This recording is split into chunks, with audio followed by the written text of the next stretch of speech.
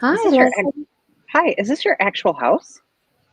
No, absolutely not. My house is not this neat. I have two 4-year-olds. Okay.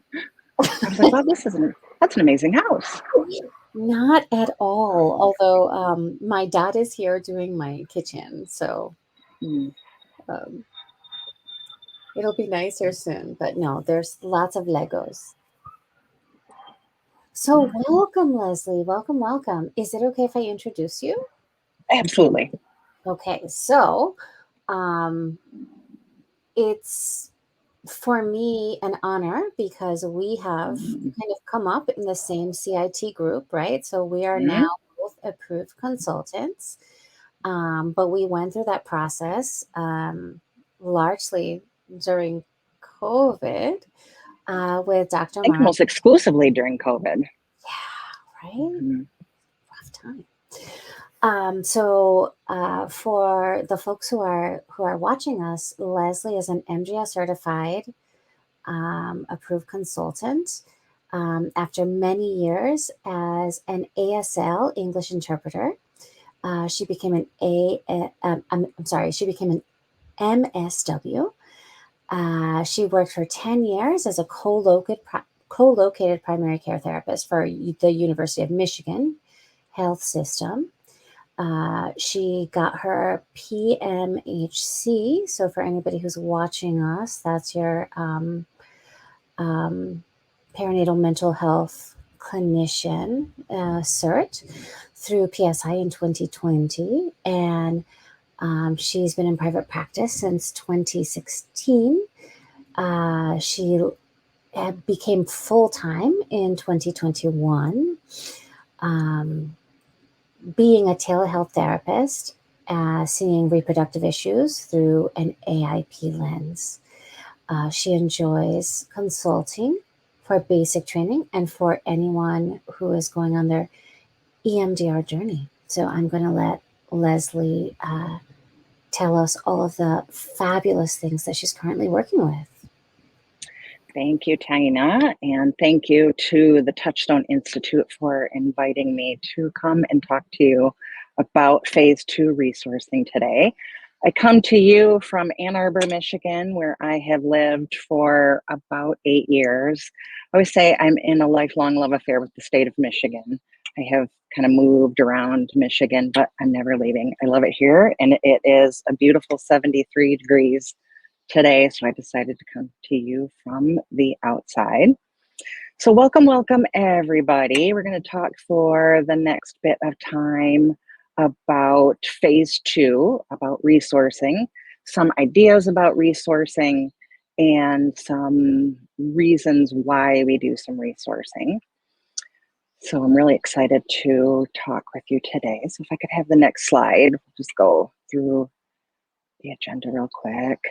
So we're going to talk about exactly what Phase 2 is, some ideas about the reasoning for Phase 2, and then I'll give you lots of ideas for expanding Phase 2. I probably won't have a lot of time to teach, but I can point you in the direction of where to go to learn more. If you have a specific question, you can feel free to drop it in the chat, and I will get that resource to you, or I hope you'll be able to find it by a quick Google search. And then if we have some time towards the end, I'll do a demonstration of the calm space imagery that I do with all of my clients. And at any time, we'll also have time at the end for questions, but I'm the type of presenter, I like to have a conversation. This is a little bit weird for me because I can only see myself, and I really like to have a dialogue. Even in the telehealth environment, I like to have a dialogue. So at any time, if you have a question, feel free to drop it in the chat, and I will see if I can answer those for you. As Tina said, I've been doing telehealth for several years. I actually piloted a program for the University of Michigan Health System prior to the pandemic. I had been doing telehealth since about 2017, probably 2017, 2018. And I love to tell people my story, how in 2019, June of 2019, I presented at a national conference. I went to a national conference of professionals who serve deaf people or people with hearing loss. So I went to this conference in Baltimore. It was a ballroom full of probably 300, 400 people. And after my pilot, and as I was presenting my finding, I said, I don't know about telehealth. I'm not sure it's very effective. I don't think we should probably do it. And then fast forward 6 months later, and it was like, oh, we need to figure out how to do telehealth. And since that time, I really learned a lot about myself and how to do telehealth effectively, and have learned over the last several years that I think it really is effective, and I really, really love it. So we can do all of these things in person or on telehealth. Next slide, please. All right. So the first thing I like to do is let's take a moment for all of you who are out there in the world. I see my friend Jazzy. I see Vanessa, anybody else who's out there in the world. I'd like to take a moment and let's just breathe together for a few moments. If you would like to hum also, if you have ever taken a yoga class and maybe you want to do an om with it, or if you just want to take a deep breath in and then sigh it out, I'd like for us to do that together. So even though we may be on telehealth in different places all throughout the world, I'd like to take a moment that we can just kind of set our intention, be here together, and breathe together. So in just a moment, let's take a breath in and then breathe out. And I actually like to do that 2 more times, so let me do a total of 3 times.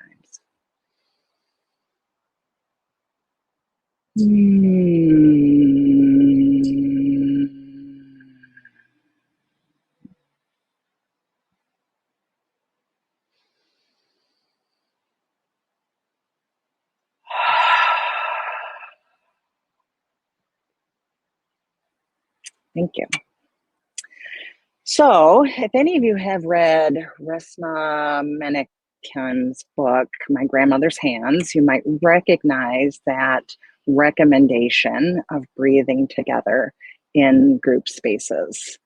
And so if you have not read that book, My Grandmother's Hands, I highly recommend it. And what I might be talking about today borrows from and replicates some of the activities that he recommends in his book. But as I read that book, I also recognized that it is a lot of his ideas are about the developmental phase of resourcing, that we are resourcing as communities. So I really love that book. If you haven't read it, make sure you go and read it. Next slide, please.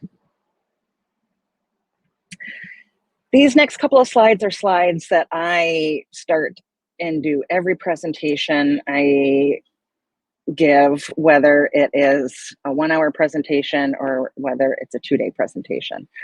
So I like this quote that is attributed to the Buddha: believe nothing, no matter where you read it or who has said it, even if I have said it, unless it agrees with your own reason and your own common sense. I firmly believe that everyone is free to practice as they like. We come from different places all throughout the world. We see different populations all throughout the world. So just because I'm giving a certain framework of ideas that might not work for you, that might not work for your client. So take these as an idea, but recognize there are no musts in EMDR. There is very little that I can think of that is you must do this. I like to think of this as, rest in power, Francine, and your basic trainer. They're not Moses who brought things from the top of the mountain. The things that we have learned, they're not commandments. And I also like to think when we know better, we do better. So if we have learned something at one point in time, and then we learn something new at another point in time, then we can always change and improve our practice. It's the idea of continuous improvement and something that we should all be doing. So just because we read something in a book somewhere or we learned it from somebody, these are all fallible people, and they're only presenting ideas, including myself, based on our own experience. So if something doesn't resonate for you, if something doesn't work for you, then do what works for you. And especially do what works for the client in front of you. Come back to that idea in just a second. To that end, when you know better, you do better. This presentation assumes that there is no good reason for only doing phase 2 with somebody in the time of pregnancy. That's something that I hear every so often. Oh, you should only do phase 2 resourcing with people who are pregnant. Touchstone Institute, Mara Tesler-Stein, all of us who work with here have talked about that at length. There's lots of good information about that as a topic, but we're just going to assume in this presentation that that is not a thing. So if there is, if you need further information about that, we're happy to point you in that direction, but know that phase 2 in pregnancy is not a commandment or a limitation, that we can do all phases in all weeks of pregnancy. But we're going to do what works for the client in front of you. So having just said that, there are absolutely times of people that I have been working with. I always find it comes around week 35, 36. Someone who's 35, 36 weeks pregnant, they come to me in session and it's, hello, Leslie, if you make me do EMDR today, I'm going to drive where you are and beat you with a stick because I am so uncomfortable. I absolutely cannot do any EMDR trauma processing. And I go, oh, goodness, of course, we do not have to do trauma processing today. Or, oh my gosh, Leslie, I have been puking for the past 179 hours. And if you make me do trauma processing today, oh, I just can't do it. Absolutely, we do not have to do that. Work with the client in front of you. We're going to talk today about window of tolerance. And so we can do this. We don't have to do it with every single client. We can always come back to phase 2 resourcing anytime we need to. Do what works for the client in front of you. I am developing a full 2-day, thinking about 10 hours, 5 hours one day, 5 hours another day, to really expand on this topic of adapting the standard protocol to the person in front of you. Be it someone who is pregnant, someone who has a sense difference, all the different types of BLS that we can use for the person in front of us, all kinds of different creative ideas for the person in front of us. My working title right now is, where's the page in my manual for ... When we have a client who's in front of us that I go flipping through my manual like, I didn't learn in my basic training about this client who needs something. What do I do here? I'm going to talk for 2 days about working with the client in front of you. So stay tuned with the Touchstone Institute for that, coming maybe sometime by the end of this year. Really, really give yourself grace and have fun. I firmly believe that the most effective psychotherapy is the one that the clinician is excited about. EMDR should not be something that we are so stressed out about that we're not having fun anymore. And I think once we start to learn the structure and the why of all the phases, then we can start recognizing, oh yeah, there's a lot of flexibility here. And yes, we always have our scripts. And yes, I continue to follow those scripts every single day, but I also recognize that there's a lot of flexibility in the scripts. And I really have a lot of fun with EMDR every day that I use it. But it's really about giving yourself grace. Haven't, not good, killed anybody yet with EMDR. So there's always, I can always go back. I've screwed it up a lot. There's been a lot of times I've gone, oh my gosh, I wish I had said something different. Or I say that to my client. Oh my gosh, I totally screwed that up. I'm sorry. Let's do that over again. But we have some grace for ourselves and recognize that we can do this and they can do this and we can do it together. Next slide, please. I also love this quote. It is attributed to Teddy Roosevelt, made famous in the last couple of years by Brene Brown. It's not the critic who counts, not the man who points out how the strong man stumbles or where the doer of deeds could have done them better. The credit belongs to the person who is actually in the arena, whose face is marred by dust and sweat and blood, who strives valiantly, who at best knows in the end the triumph of high achievement, and who at worst, if they fail, at least fail while daring greatly. So we can continue to be in the arena, and some days have really good days, and maybe some days have not really good days, but it's progress, not perfection. Next slide, please.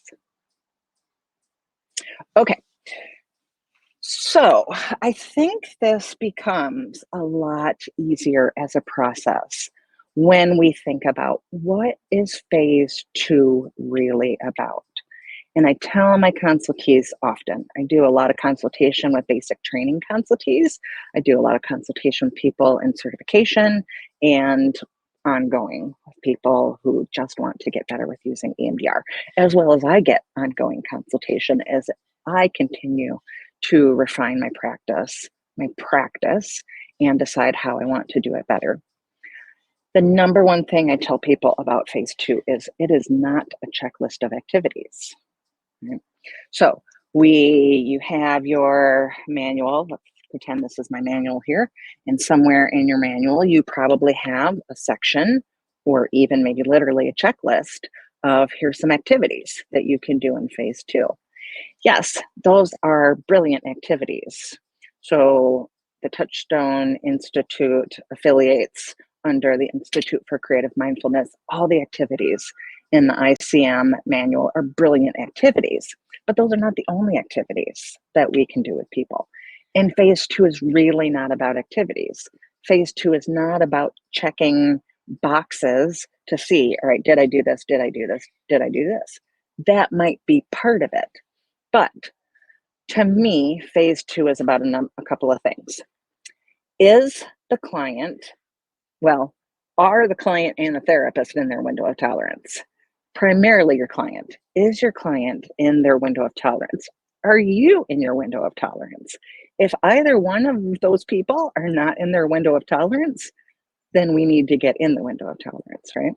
So, is your client in the window of tolerance? If your client is moving towards out of their window of tolerance, do they know it? So are they in their window of tolerance? If they're moving towards out, do they know it? Do you know it as the clinician? Can you recognize when your client is starting to move out towards their window of tolerance? Then if your client is moving out of their window of tolerance, can they state change? Do they recognize it themselves, and can they do something about it? Can they state change? And last, if not, are you able to gently guide them in the hour, the 45 to hour, however long you see your client during that session? Can you help gently move them back within the window of tolerance?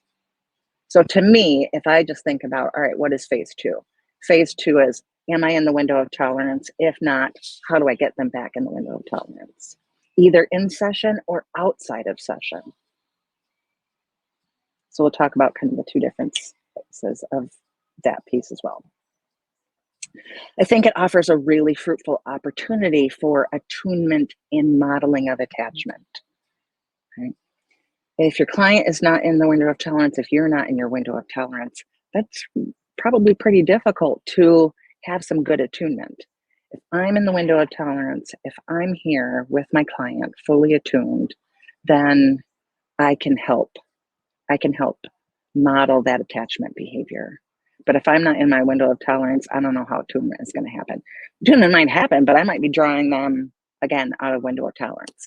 So primarily your client, but very closely behind is me. So therapist, heal thyself. I think we all do that metacognition, that mindfulness in the moment of what's happening for me here, monitoring any transference or countertransference, and being able to take action on that in the moment, either quietly or out loud. I've had those experiences where I'm having a pretty significant countertransference response. And there are times that sometimes I will say that out loud. Client, I just want you to know I'm having some of my own feelings. I don't mean to make that interrupt our process, but I just want, if you notice that about me, I just want you to recognize that I know this is about me. But maybe we can take a moment to just breathe here for a second so that I can come back to where I need to be so I can best support you. Right? Attunement and modeling attachment. And then you and your client continuing to form that attachment. Because phase 2 is a developmental period. Right? How long that developmental period is, I don't know. It could be 10 minutes. It could be 10 years. I don't know. But phase 2 is a developmental period. Being able to accomplish the things that I think phase 2 is about, and then being able to get ready for the phases of the standard protocol that are to come. So as we always think about a phase model of trauma treatment, as we think about the standard protocol, as we think about developmental periods of parenting, of pregnancy, phase 2 is itself a developmental period. Next slide, please.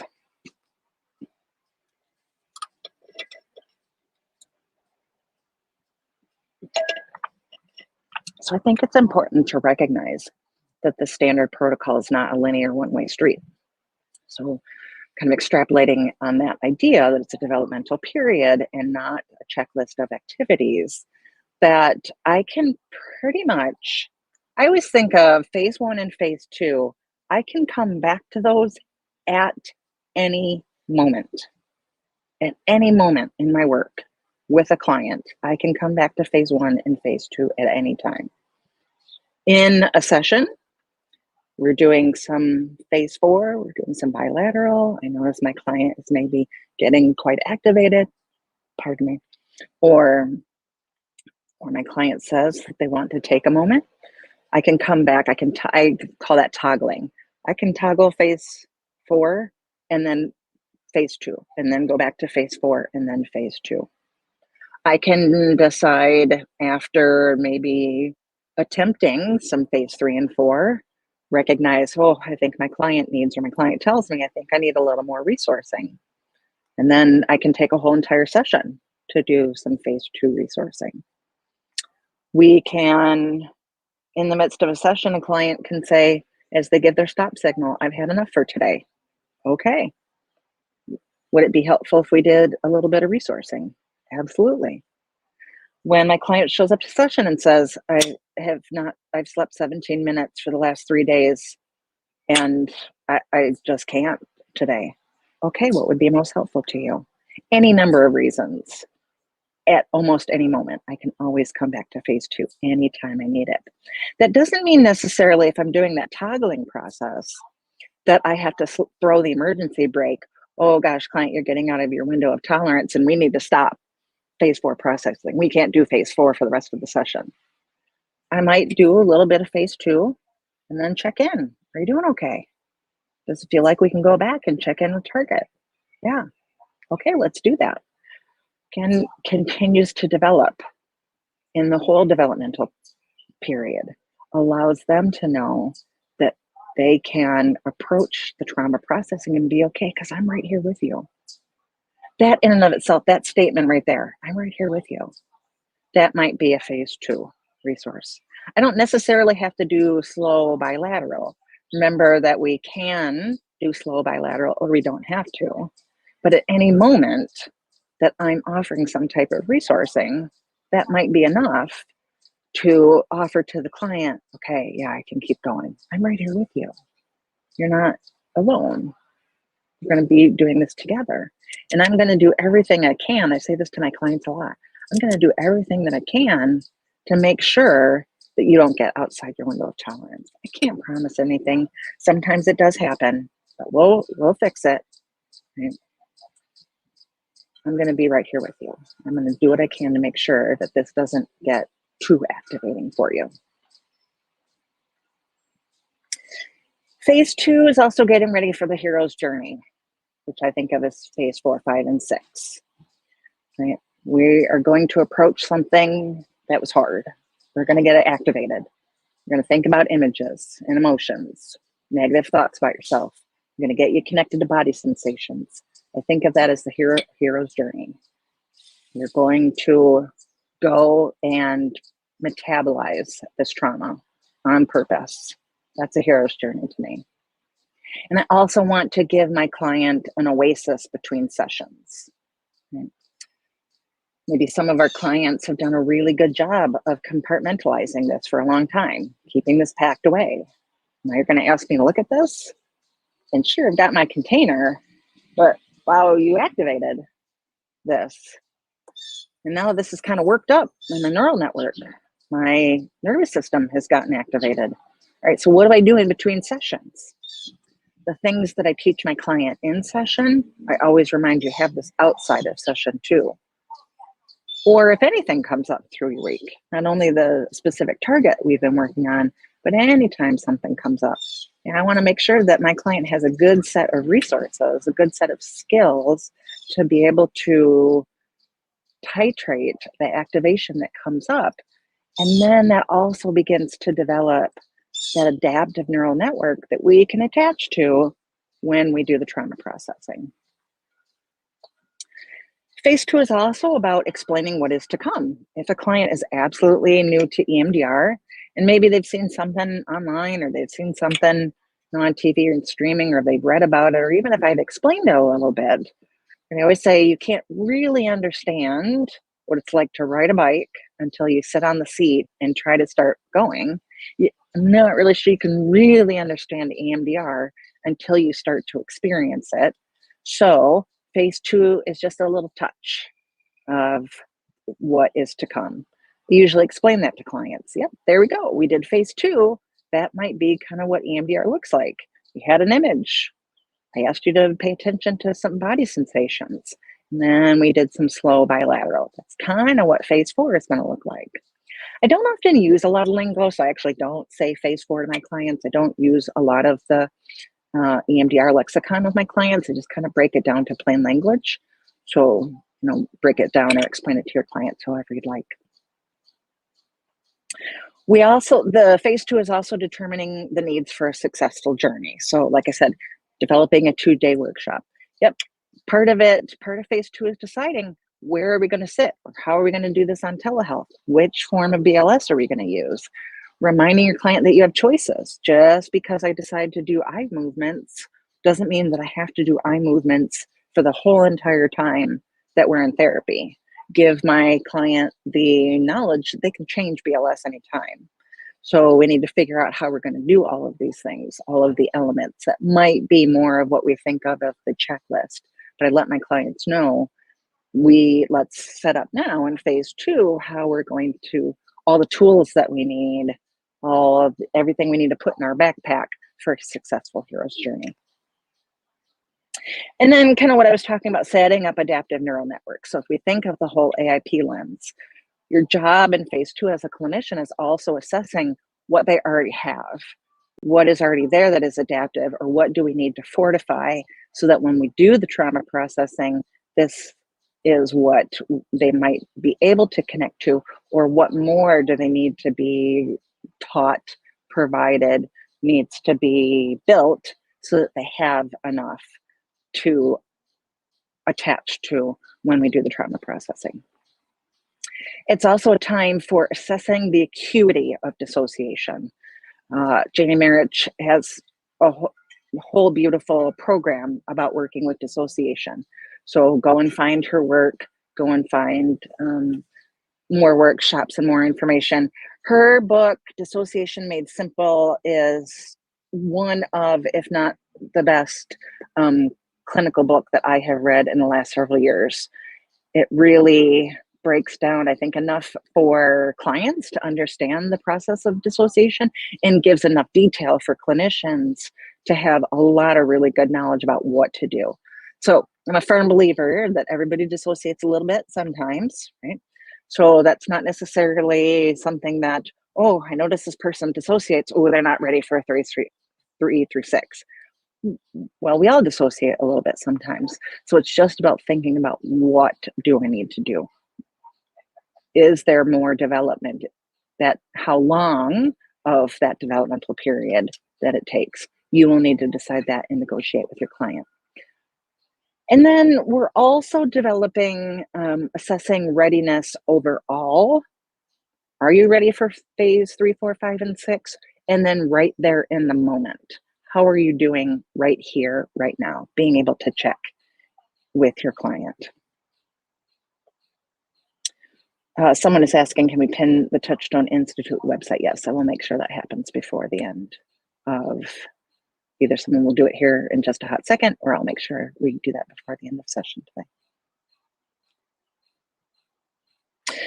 So as we teach skills, as we work on things, it's also very important for you as the clinician to check in with your client. All right, we worked on these skills. Have you been practicing them at home? And then also checking, is that useful to you? So we want to make sure, just because I teach them doesn't mean that they're using them or they found them useful. So when I teach a skill, when I give my client a resource, I always want to check back in with it later. Hey, did you use that? Is that working for you? How's it working for you? Yes, no? Do we need something more, or was that sufficient in and of itself? Next slide, please.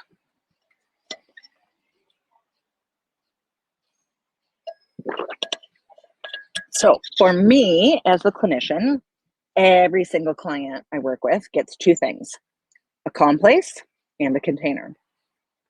So the place and calm place is, and I know this has varying names. Some trainings call it safe space, calm safe space. I think it has a number of different names. I personally call it calm place or calm space. The place is not super important to me. What it is about is working with my client to see, can this person get to a calm state? And we'll see if I have some time to demonstrate this later before the end of our time. If not, I will record it and then get it to the Touchstone Institute website so that it will be available to you there.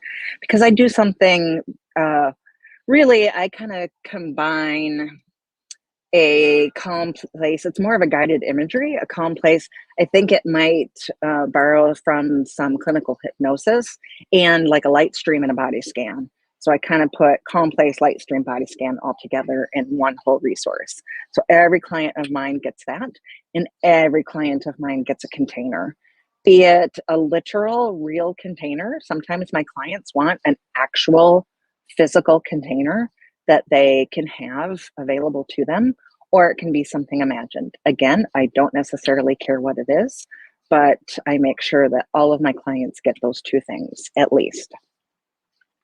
And for my clients who are pregnant, I can't remember where I came up with this. There's several things. I don't know where I came up with my calm space, and I don't remember where I came up with my calm for baby, my preparation for baby. So I apologize if I am not attributing this to somebody. I've just been doing both of these things for a really long time, and I just can't remember if it somehow developed out of my own head or if I should be attributing it to somebody else. So I just offer that very frankly. So before I do phase 3 with any client, or before pregnant client, or phase 8, so either I'm starting to activate a memory for the first time, or I'm checking in on a target from last session, I do a really quick, all right, let's just take a moment. Usually I ask, close your eyes or just soften your gaze and just take a moment to connect with baby. And maybe let baby know that we're going to do some therapy work for the next, let's just say 25, 30 minutes or so, whatever the time is in the session. So let baby know we're going to do some therapy work for the next 30 minutes or so. Thank baby for letting you do this work today, and let baby know you're going to be okay. And then offer some calm space or some protection or anything you want to offer to baby. And of course, let baby know that you're always still there. And you're just going to do this therapy work for a little while. So every time right before I start phase 3 or phase 8, I do this real quick phase 2 for baby. I think it just amplifies the attachment process that is happening between mom, birth giver, and baby, and also either begins to or amplifies that attunement to baby. And then at the end, I offer, as we're also doing closure or container, I offer you can come back to baby. Thank baby for letting you do this work today. Let baby know that your therapy work is over for the day and you're going to go and do the rest of your day as you will. So it's just kind of I do a phase 2, and I guess I do a little closure container for baby too. So those are two things I do for pregnant people. Laurel Parnell has a book, Tapping In, that has a lot of great resources in it. Has a lot of great phase 2. And the protection team or circle of support is also, I think this originally comes from her. A lot of manuals also use this as a phase 2 activity. So you might check your manual. There may already be either a script or the steps to follow through. So it's coming up with some type of support system, some imaginal support system that is 3 protective figures, 3 nurturing, protective, and wise. And I think classically it's 3-3-1, but I just do 3-3-3. So 3 nurturing, 3 protective, 3 wise. So you can have people, this is usually a good long resource. It takes at least a session, if not 2 sessions, of coming up with those figures, tapping those figures in, and then imagining those figures. So you can go and find those scripts. Corn and Leeds developed the Resource Development and Installation, or RDI. So this is working with your client about what are the qualities that you need for successful treatment. I find this can also be really nice, not only for treatment, but coming up with what resources or qualities do you need for a successful pregnancy.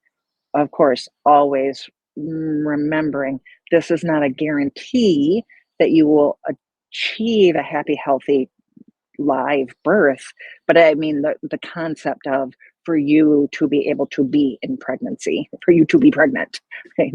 What kind of qualities or resources do you need?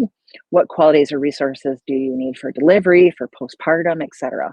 You can do the same thing with the nurturing or protective team, right? So it's not only about treatment, but potentially you might be able to develop multiple teams, multiple resources for different contexts, for different applications.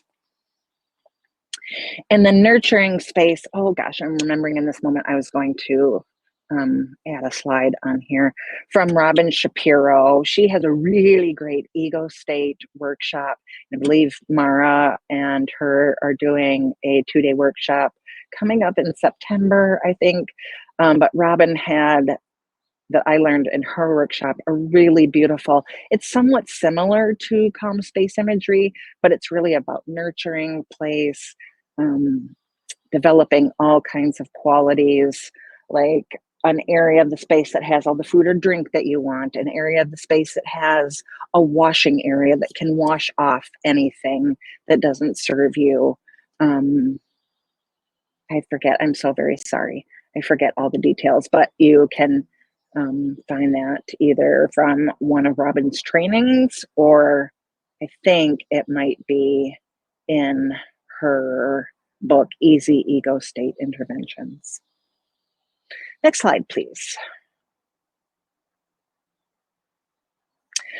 There is also the Wheel of Fortunate Resources, which I think is somewhat similar to RDI. You can find it on the EMDR Consulting website. So if you just Google EMDR Consulting and Wheel of Fortunate Resources, that is a nice, and there's the EMDR Consulting page has a sheet so that you can actually write this out. And I have liked that with clients, because then we can write them out, and then either the client writes them out when we're in person, or I can write it out and send it to you as a PDF format, or I can write it and give it.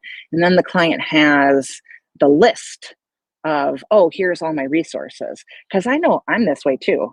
I always joke my therapy self and my real life self don't know each other very well. So when I'm getting very activated, and I have had varying degrees of recovery from panic disorder throughout my life. So if I'm in a panic attack, as a regular old person, I forget all the resources that I have ever learned.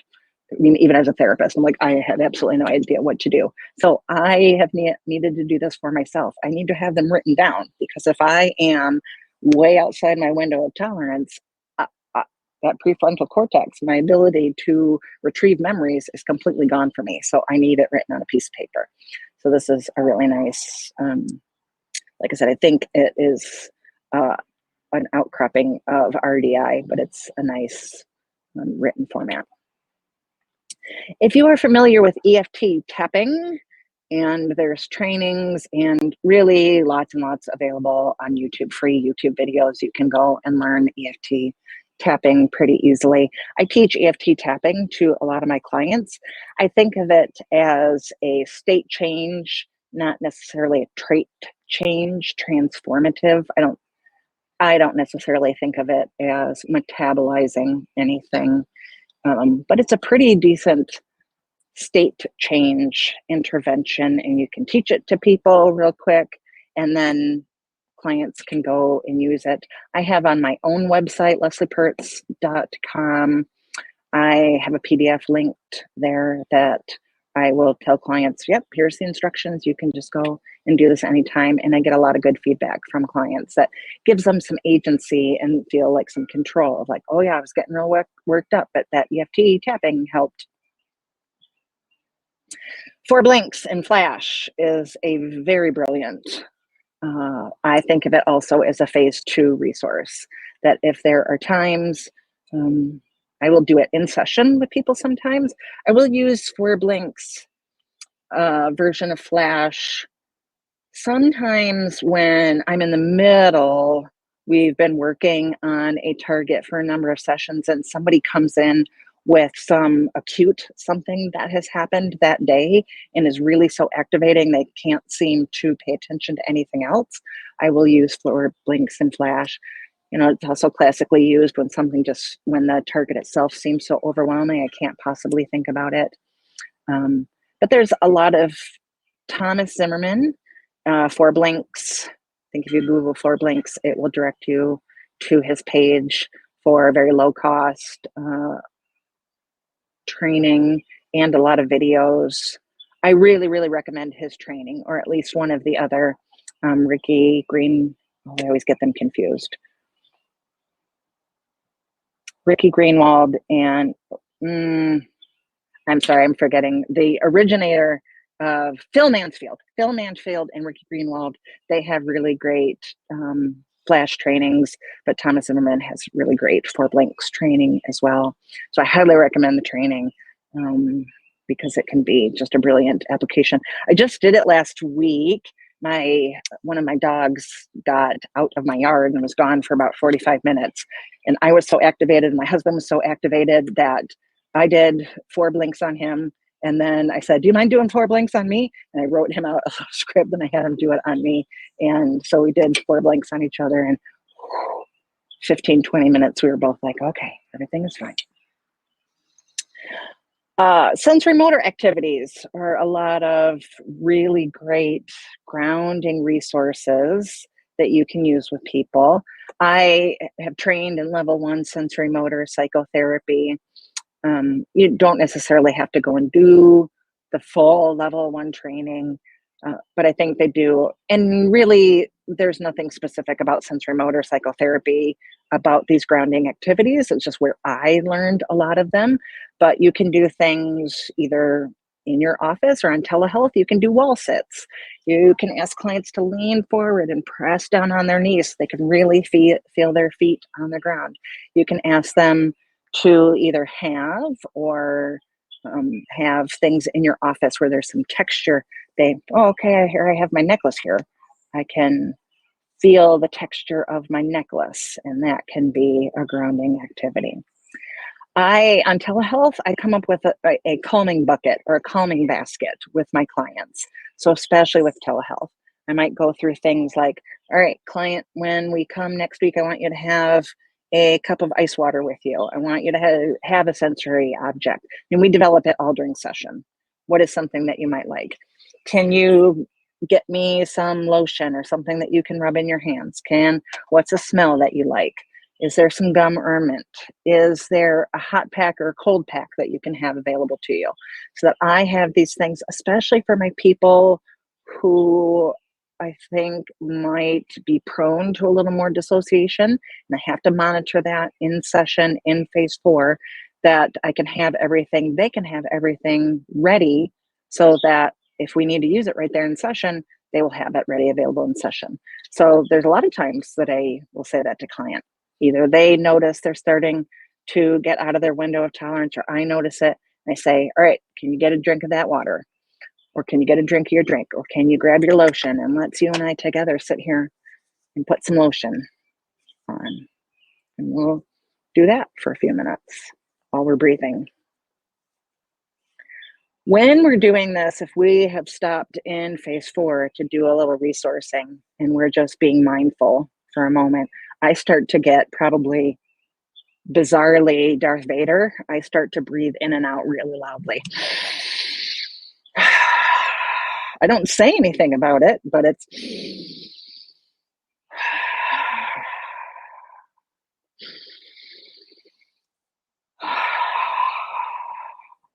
and then almost all the time, my client starts to mimic that with me. Next slide.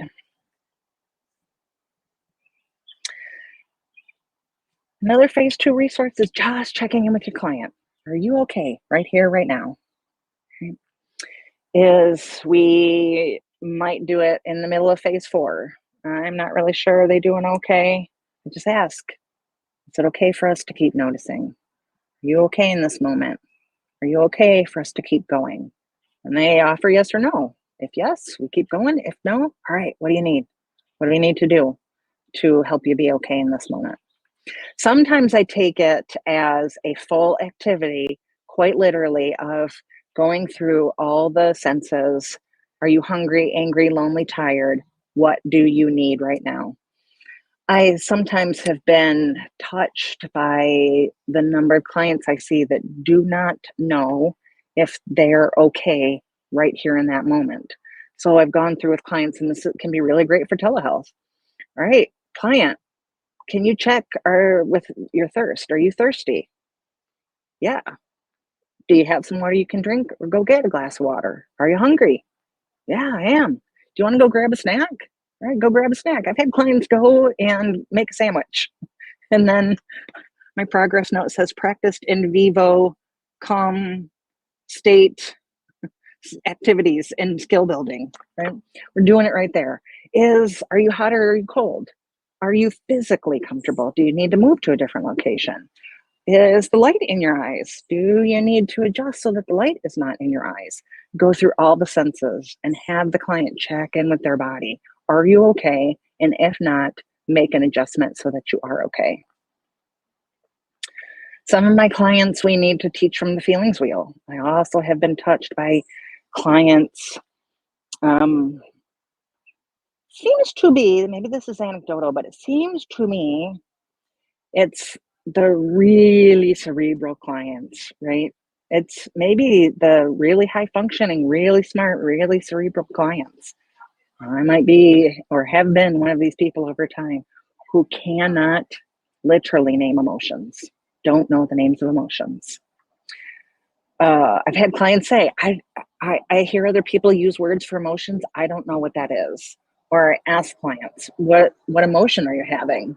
Well, I didn't like that thing. I didn't like that thing is not an emotion.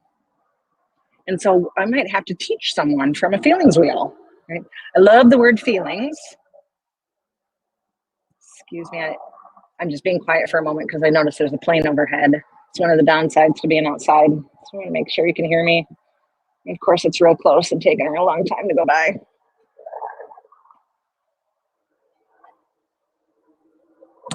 I love the word feelings because it is emotions are feelings of the body that we assign meaning to. Right? So it might be that I'm teaching from the feelings wheel and teaching either one or the other. When you feel frustrated, what do you notice in your body? Or you notice something in your body, what emotion does that connect to? I feel all hot in my face. All right, what is the name of that emotion? Some people also, they may have been taught over a period of time to ignore what their feelings are, their body sensations, or have been gaslit to make what they feel in their body and the assigned meaning to that be something different. So phase 2 could be months, weeks, months, or years. While I am talking, we're still doing EMDR. I'm talking to you. We're talking about your week. But in the moment, saying, yeah, what is that? What is that emotion? What do you notice in your body? It's all phase 2. I'm getting you prepared for the hero's journey. We might be able to do some easy chair yoga. You don't have to go and become a yoga instructor to do this. A lot of things you can find online. It may be as easy as, can we breathe and move our arms together at the same time? Can you see if you can match the length of your breath with bringing your arms over your head?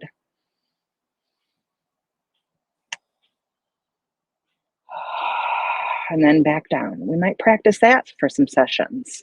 We might do there's all kinds of different things you could do with some easy chair yoga. And everybody can do yoga, but we have to do it in your body. Right? And it will also help foster being able to notice the body and to be able to stay in the body. Anything adaptive. Again, we might be talking. So it just sounds like we're doing talk therapy, right? But I notice my client is saying something that is a positive resource. I am a big fan of doing this. Oh, I was proud of myself. Oh, you were proud. Oh, you were proud of yourself for doing that. What does that feel like in your body? Okay, let's slow tap that in. Slow tap. Some of my clients have done this so often, they'll even say it to me. Yep, I was feeling this. Yep, I'm going to slow tap that in. So they already know it. We slow tap in anything. Go with that. Slow tap that in. Anything that you find adaptive. Susie Rudy and Tammy Moore with ICM did a Chef's Kiss EMDR with kids workshop. I have seen kids in the past. It's really not my preferred client today, but their workshop is beautiful for any client that you see. So they have a lot of ideas about resourcing things that are for kids, but oh my goodness, are beautiful for adults and for phase 2 and for resourcing also. So go and check out their training. It's available on demand. So you can catch that on demand. It's a really great workshop. Next slide, please. Okay, as I notice, oh gosh, I'm one of these presenters. I always have about 2 hours more things to talk about than I have time. So we'll try to go through this real quick. And like I said, my demo, I will tape that or I will record that and we'll get that online to you. All right. So what if my client can't visualize? How do I do phase 2 or really phase 3 if they can't visualize? Use pictures. I had a client one time, oh, she was so sweet. We just could not think of any experience or any place she had ever had in her entire life. And I believe that, knowing her story, I believe that she had never had any place or any experience in her life that felt adaptive. And so I asked her, what do you think might be a place? Like, if you could go there, what would be a place that would feel like it was adaptive? And she said, I bet Disney World. She had never been to Disney World. I said, all right, Disney World. What might you see there at Disney World? Well, the castle, right? So I pulled up an image of Cinderella Castle. And when she looked at that image, she was feeling kind of calm. So we used a picture and she just looked at the picture and we were able to do all the rest of what we would typically think of as a typical calm space. You can draw, do some artwork. Again, Jamie Marich has a plethora of videos, on-demand workshops, and in-person live workshops of art and expressive arts activities and things that you can do with clients. I have done music with clients. There was one time I was doing this with a client. I didn't know the song. And I was like, oh, please let this be a good song. I just didn't know what the song was. And I was like, all right, I'm going to try it. I was in person, but we could still do this on telehealth too. All right, you listen to the music, and then we did slow bilaterals, and thankfully the song was a good song. It was like, please let this not have some really violent or awful lyrics in it, and end up being okay. So, use with caution. Make sure maybe you know what the song is, or check it with your client. Like, is this going to be a good positive song? But music can be a really lovely phase 2 resource with people. What if my client can't do mindfulness? Everybody can do mindfulness. But does the person want to do mindfulness? And do you understand that your mind wandering is absolutely normal, right? Mindfulness in and of itself, teaching mindfulness, teaching meditation can also be a phase 2 resource. I think people have some resistant ideas to it. So it's really about just normalizing that as a process. And again, being creative about how you teach mindfulness and what mindfulness means. Again, just being here, breathe in, breathe out, that's a period of mindfulness. And so what it looks like, you can be really creative with your client. Also recognize that sometimes for clients, getting in these calm states, I mean, this is not just for mindfulness, this is everything. Getting in these calm states can be initially somewhat activating, because being calm might mean I'm missing something from hypervigilance. I'm so used to being hypervigilant. When I'm calm, that means I'm missing something. And or it's the calm before the storm. So if I'm calm, that's not a good place to be.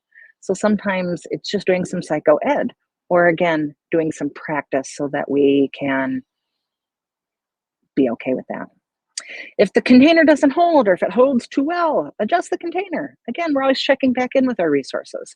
So if the container needs to be fortified in some way, do it. If the container needs to be loosened up a little bit, go ahead and do it. Oh, this is also my favorite. What if my client comes to me at 34 weeks gestation, 6 days, and says, I want to do EMDR ASAP? Oh, yeah, EMDR and standard protocol doesn't fit a timeline. So if I'm still doing everything I need to do for the client in front of me, I'm sorry that you have come at 34 weeks, 6 days, and have a significant birth trauma that you need to work through. If we need to do some phase 2 resourcing, we might not be able to get to that birth trauma targeting until after this delivery. That doesn't mean that we have to wait until after delivery, but the idea is that you just want to be mindful of the client in front of you. And just because we're on a time crunch doesn't mean that I as a clinician, have to adjust my way of working. And so it's just an honest conversation that you're having with your client. How do we know if somebody's ready for phase 3? My answer to that always is, I don't. This is hard work. I don't have to wait until they're so well resourced and contained that they don't have any activation. This is hard stuff. We're talking about things that were traumatizing. So I want to make sure that they have enough resources, but we're probably never ready for phase 4. But I just need to make sure that we stay within the window of tolerance. So it's okay to give them enough, and then try phase 4 and see what happens. And then know that you can always come back whenever you need it. All right, next slide. I think I'm done. I know we're almost out of time, and I'm going to see if there's any last minute questions. Yep, I won't have time for that today, so I'll get it. I'll make sure that you all are able to see it. Are there questions?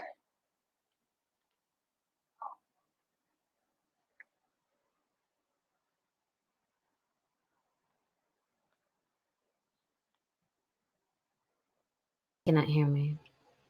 Oh, hi, Leslie. Hi. Hey. Gosh, I mean, yeah, 20 questions. Well, that's why I'll have a workshop that we'll be able to talk about all of this at length.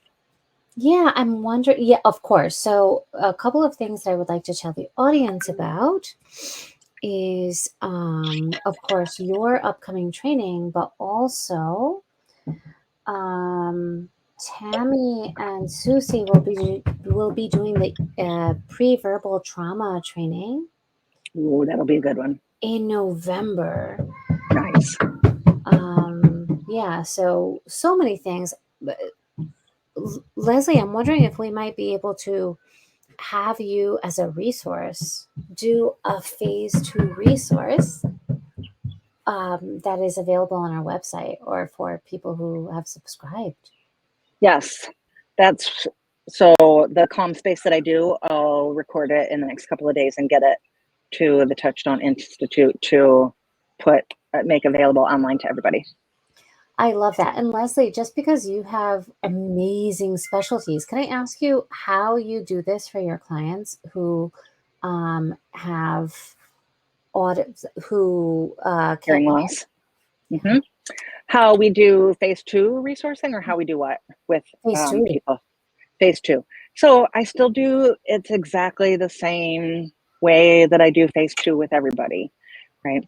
The only couple of things that are maybe different is I can't do at least eye movement BLS with concurrent, what do we call those? Cadence comments. Right. I can't have my client with hearing loss, I can't do BLS eye movements and then offer an interweave or some cadence comment, because they need their eyes to be able to hear. But everything else is also exactly the same. That's so exciting. Thank you so much for sharing that with us. You're welcome. Thank you so much for inviting me to talk today. I just had so much fun talking about EMDR, and I hope everybody else enjoyed it a little bit too. Thank you. Thank you so much, Leslie. You're welcome.